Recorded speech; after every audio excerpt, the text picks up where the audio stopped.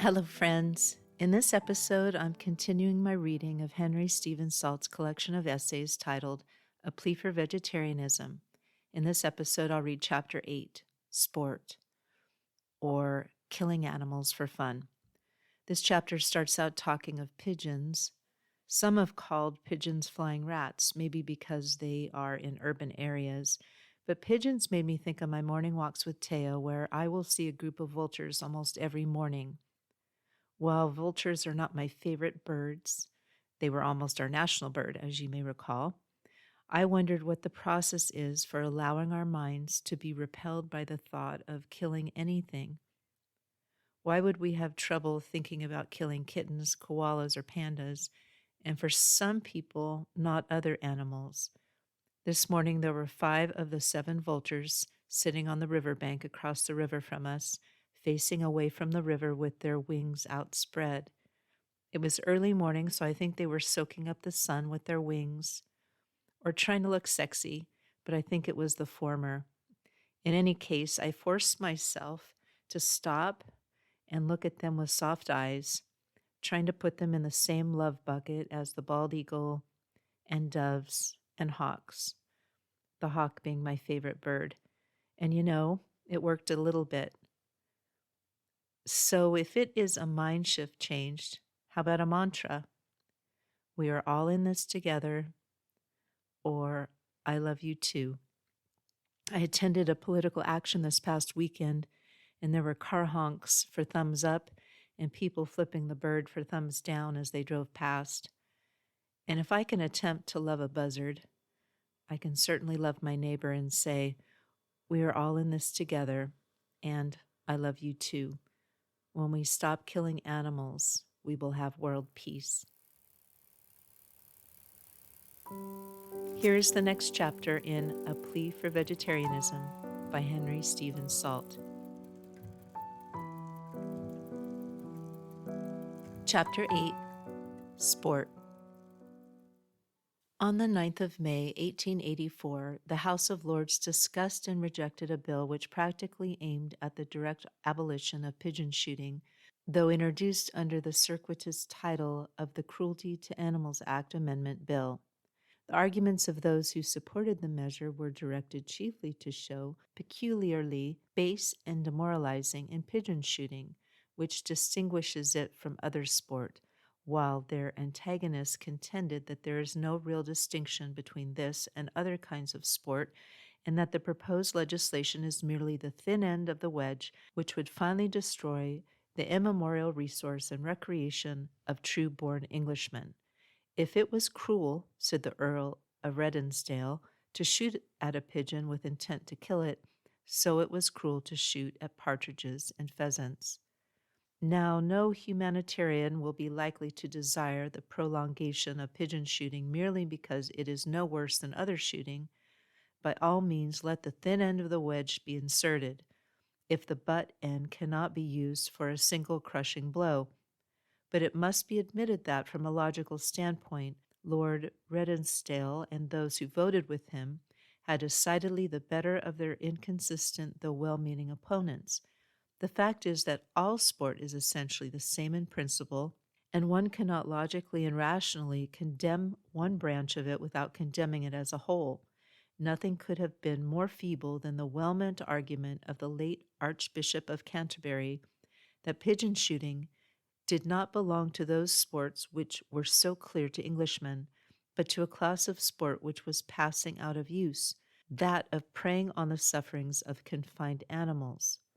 For first, it may be pertinently inquired, how is it more cruel to prey on the sufferings of a confined than an unconfined animal?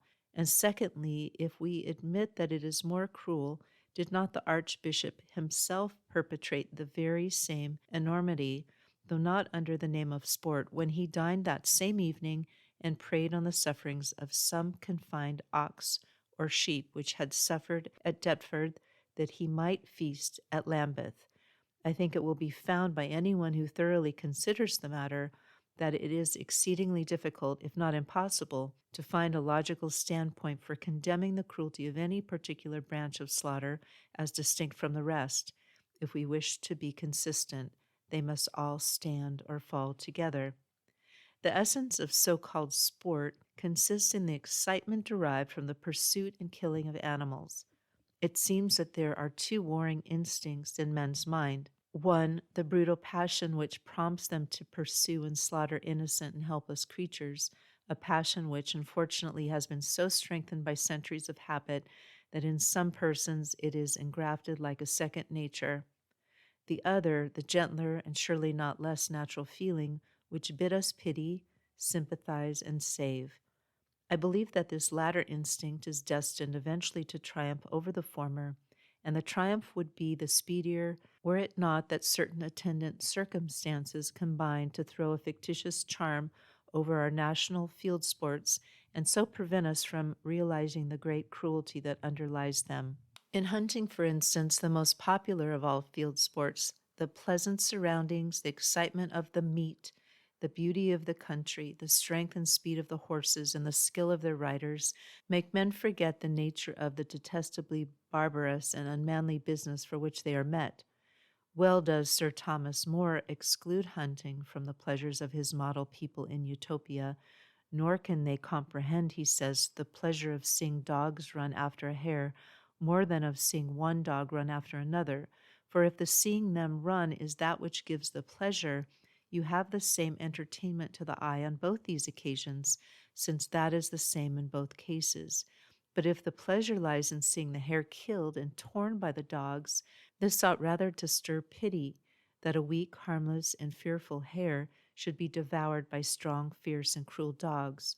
Such a sight ought indeed to stir pity and indignation, but thoughtlessness and custom can do much to banish these emotions from our minds. Again, in the case of shooting and fishing, it is strange that English gentlemen should love to do the work which should be done, if done at all, by the butcher and fishmonger. Here, too, as in hunting, the skill of the sportsman lends to the sport a seeming charm which it would not otherwise possess. Yet the essential point of the sport does not lie in this exercise of skill, but in the fact that the animal's life is at stake. Sport is none the less sport when enjoyed by the poor man who clumsily pots a blackbird than by a noble lord who dexterously brings down a snipe or woodcock. However brutal and degrading a habit may be, there is sure to be no lack of skill in carrying it into effect when it once becomes systematized and established as a regular practice. But it is absurd in the highest degree to argue that because there is such skill, the habit itself is justifiable. The sport of bullfighting, if introduced into England, would no doubt increase the activity and agility of those engaged in it. Yet even the dullest country gentleman would protest against so detestable a custom. We read in French history that during the Huguenot and Catholic wars, when there were savage reprisals on both sides, the young nobles had become so accustomed to bloodshed that they made a fashion of ferocity that practiced graceful ways of striking a death blow.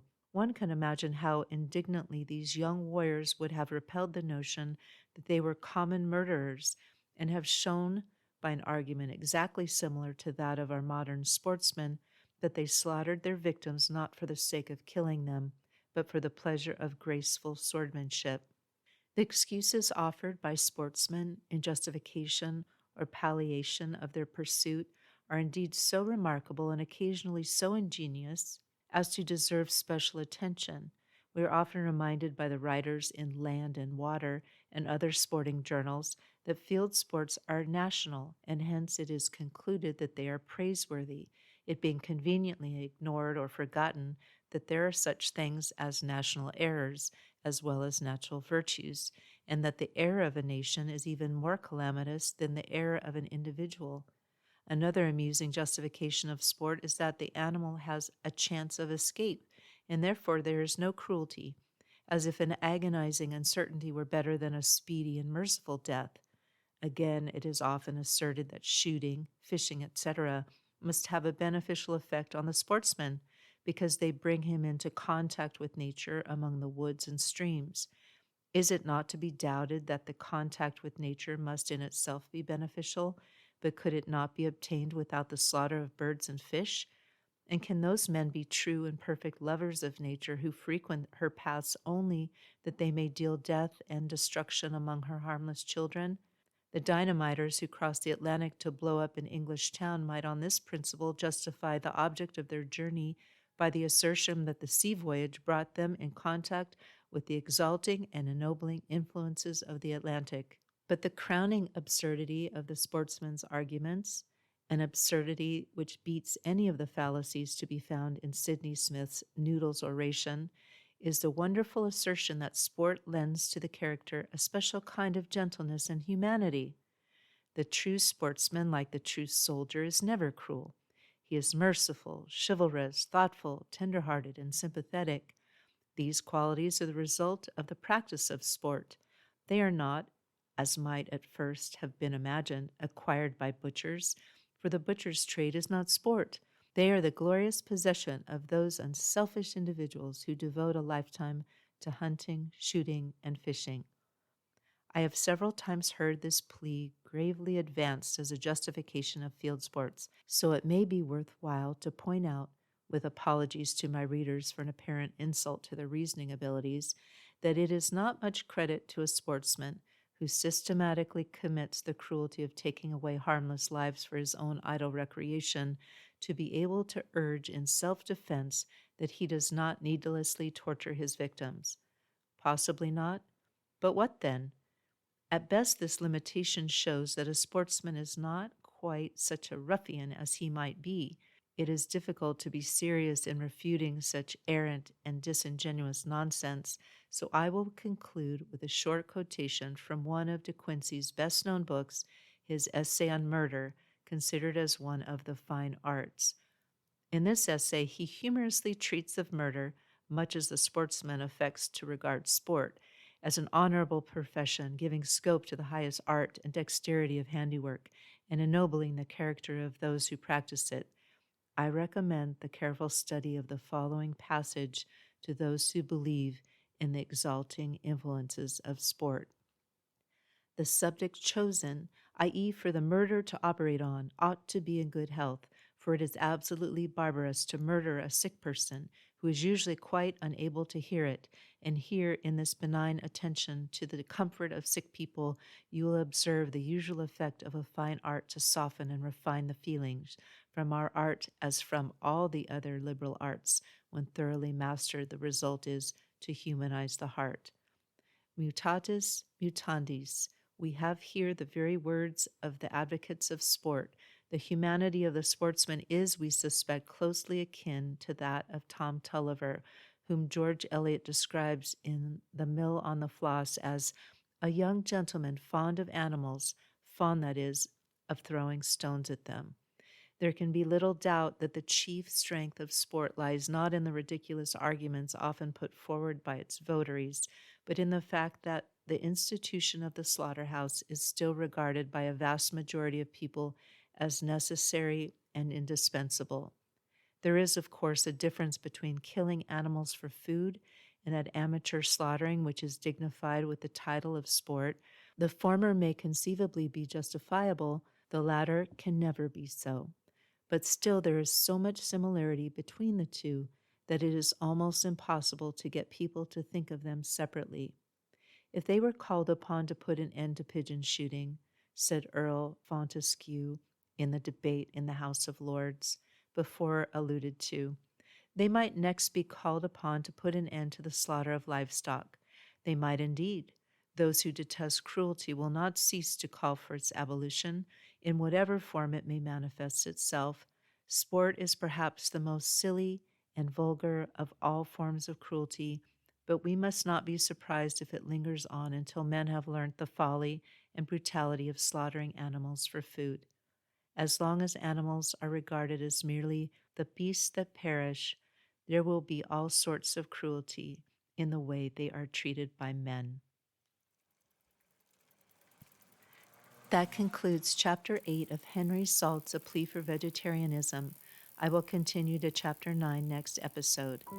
If you'd like to learn more about the rationale for vegetarianism from a modern hero, I recommend Earthling Ed's book, How to Argue with a Meat Eater, even if, or especially if, you yourself are the meat eater. Several years ago, I started my journey with meatless Mondays. A year later, I went to meatless 6 days, then finally no meat. If you're still on the fence, I honor your journey, and even if you start with 1 or more days a week without meat, you will have a profound effect on the earth and your fellow beings. Thank you for joining me for the Peace is Here podcast. Until next time, sit with yourself in silence every day. That's self with a capital S. We are all scholars of peace. Peace and love to you all.